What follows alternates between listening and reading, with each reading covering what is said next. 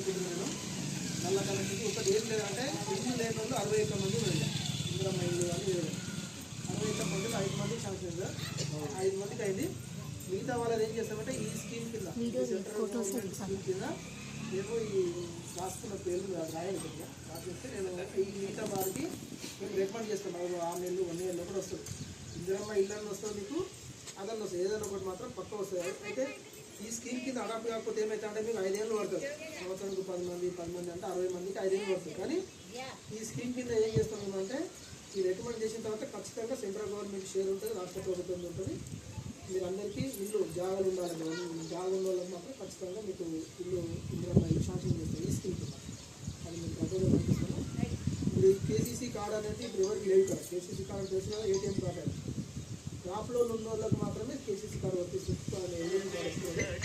దాని గురించి మీకు చెప్తారు. ఒకవేళ అంటే మీరు బ్యాంకుకి వెళ్ళినా ఇక్కడ కూడా తీసుకొస్తున్నాను. ఒకవేళ అంటే మీరు కూడా చేసుకోవచ్చు. అదొకటి ఆయుష్మాన్ భారత్ కార్డు అందరికీ కూడా ఆయుష్మాన్ భారత్ కార్డు ఉందండి అందరికీ లేదు. 20 రూపాయలు కడతారు అందువల్ల 20 రూపాయలు అడుగుతుంది కదా. దాని గురించి కూడా ఇప్పుడు మీరు చెప్తారు. ఆ ఇన్సూరెన్స్ గురించి దేనివల్ల చెప్తారు. కేసీసీ కార్డు చెప్తారు. మీది మన ఏది రైతు భరోసా అనేది ఏమో స్టేట్ గవర్నమెంట్ సంబంధించింది. అది వస్తుంది మీకు అది ఏ విధంగా మీకు చెప్పుకుంటూ వచ్చేస్తుంది. ఇప్పుడు ఇది వ్యవసాయ మన వ్యవసాయ బోర్డు అందరికీ